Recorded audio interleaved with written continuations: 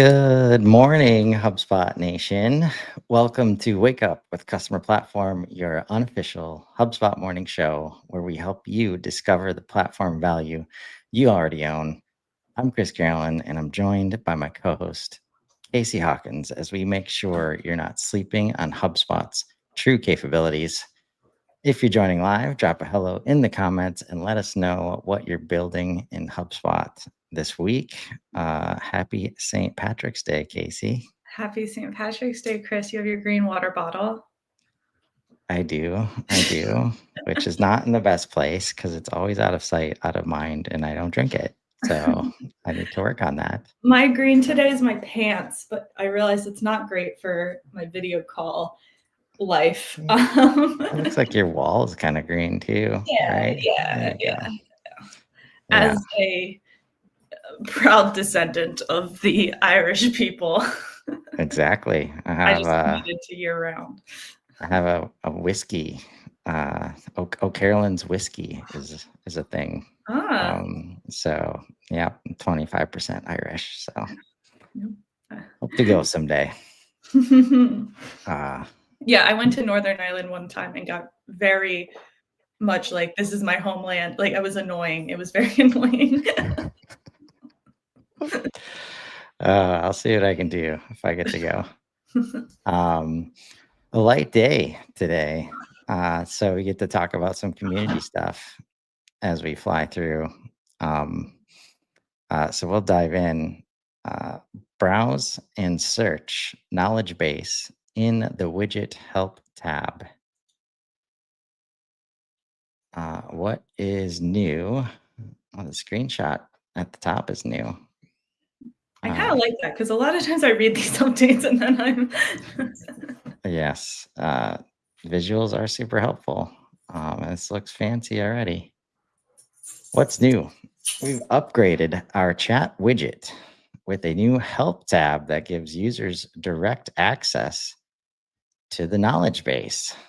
No more jumping to external websites for answers.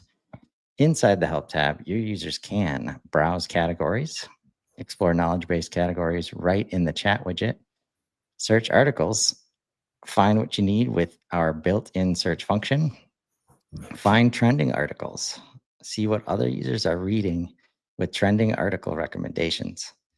This update makes self-service support much smoother by keeping everything in one place, making helpful information available exactly when users need it.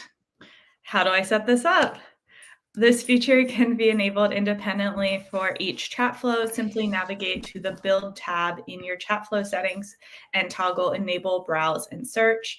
When selecting the knowledge base to display in your widget, legacy knowledge bases will be tagged as search only, as browsing is not supported in legacy knowledge bases. Please make sure to migrate to the new knowledge base to enable the full browse and search experience. The migration tool, the new knowledge bases will be available to all customers in the coming weeks. Also important to note that the Help tab is currently not available for rule-based chats. Please make sure to select either the live agent or customer agent chat flows to enable this feature.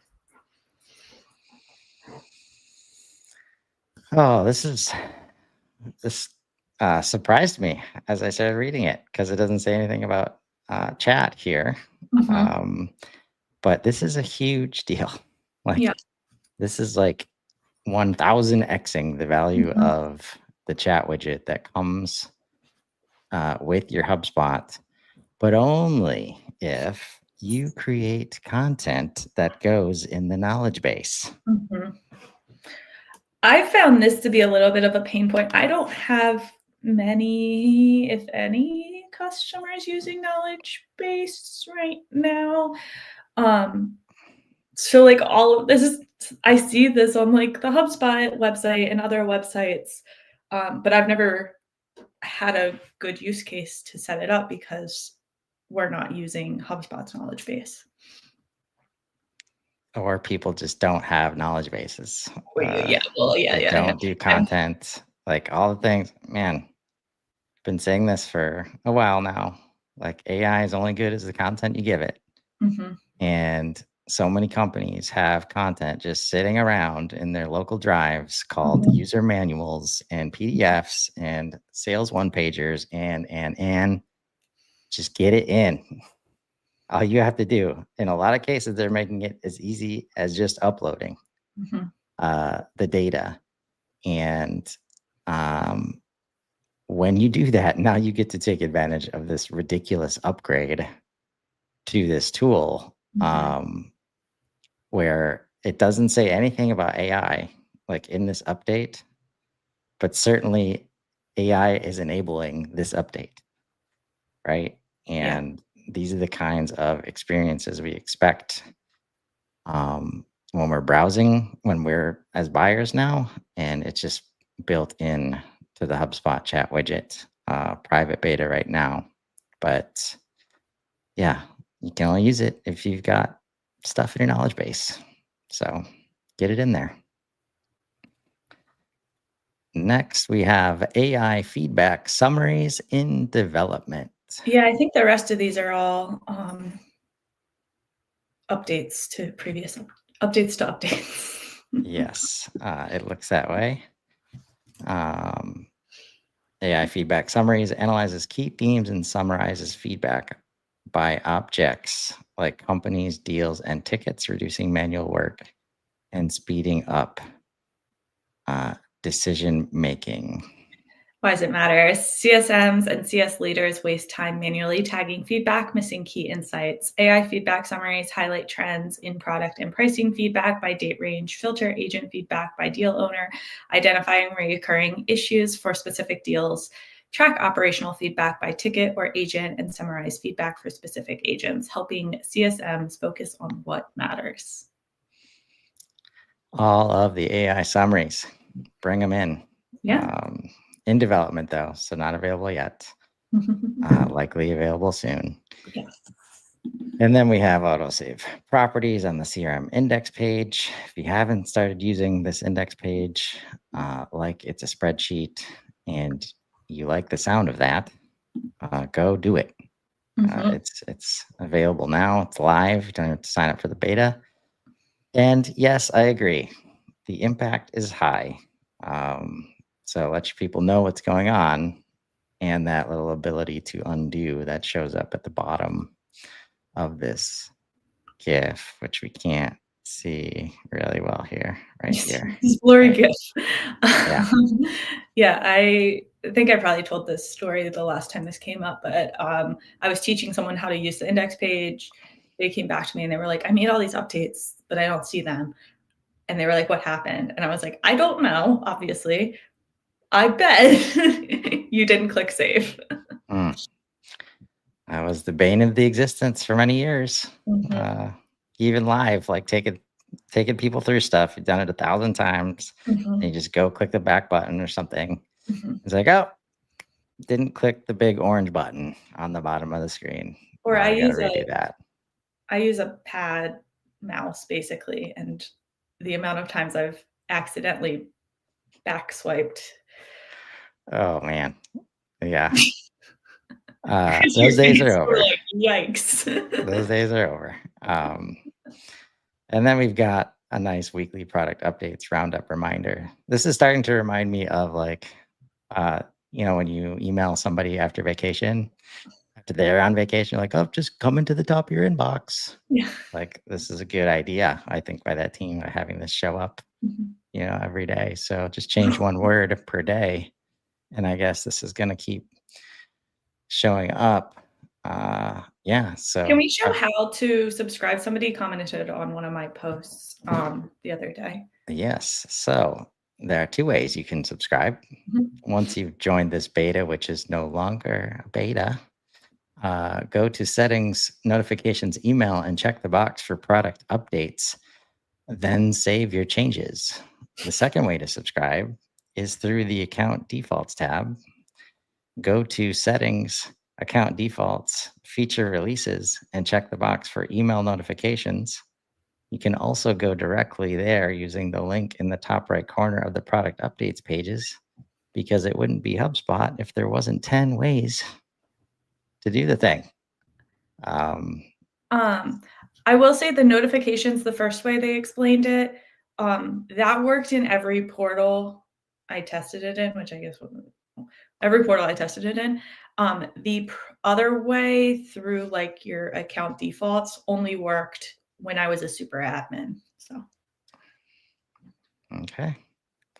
So I would recommend doing it through notifications is another way of saying this. There you go. And that's it for updates today. So we get to talk about what's happening in the ecosystem this week. And Casey, I've heard there's something about data happening today. People are freaking out about what's going on today. I forgot. I meant to say at the beginning of the show, happy St. Patrick's Day and happy Company Insight Sunset Day. So if you don't know, HubSpot Company Insights is sunset now. The sun has set, I think. I haven't tested it, but I'm assuming.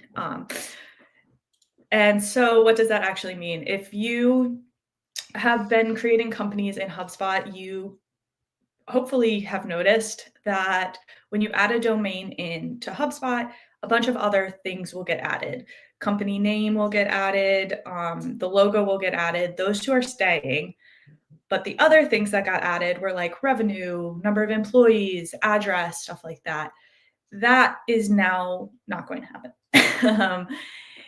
And that is because HubSpot released Breeze Intelligence, which is a paid data enrichment tool. The way I just phrased that made it sound not great. I will say the HubSpot Insights was outdated. Like I got complaints all the time from people that like their own company information was like wildly incorrect because that's what they would notice was incorrect. You don't really notice if somebody else's company. So the paid tool, HubSpot is incentivized to keep it updated in a way. So that's why it's getting sunset. Yeah. And since they tee it up so well here, this better data quality thing. This is why I'm like, just calm down, everybody. HubSpot Insights was not good.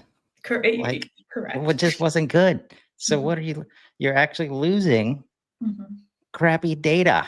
Like why it like okay, and it's not free to refill it with high quality data that's always updated and accurate. Right? So AI driven enrichment for more accurate company and contact details, which means who's impacted if your workflows, lead scoring, or routing rely on this data. You need it to be accurate, and you should not be relying on a system that was taking data that was updated once per year in the HubSpot Insights instance. So obviously we've got some great people working on this. You know, Stuart, we've talked about his account scout several times.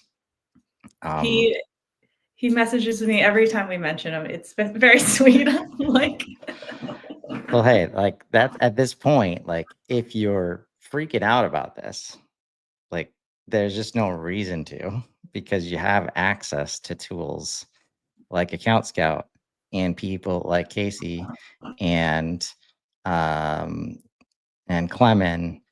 and Karen that are just talking about this nonstop because it's just an awareness gap at this point. Like if you're upset about this happening, like, and you haven't solved for it yet, it's on you.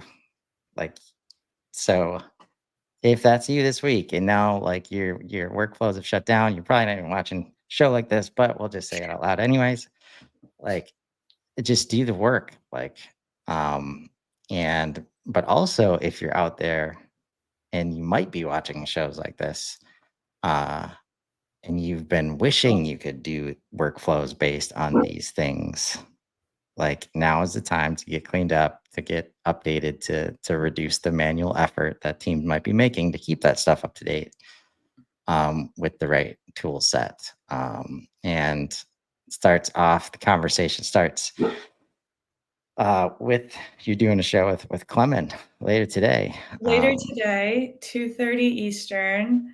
And we're specifically talking about lead scoring and how dirty data, relying on, your HubSpot insights, outdated data can affect lead scoring negatively, and why it's important to make sure you're relying on a good data source and what your options are for that. Yes, and 2:30 Central. Actually, I'm in Central Time. So Sorry, 2:30 Central. You're right. yeah, I have my calendar for today on lock. Don't worry about that. yeah. And if you don't know who Clement is, and you were paying attention to Inbound at all last year, he was the alien on the floor, and also just a great dude. He's very nice. Next, of course, we're educating people on Breeze Intelligence at the Admins Hug.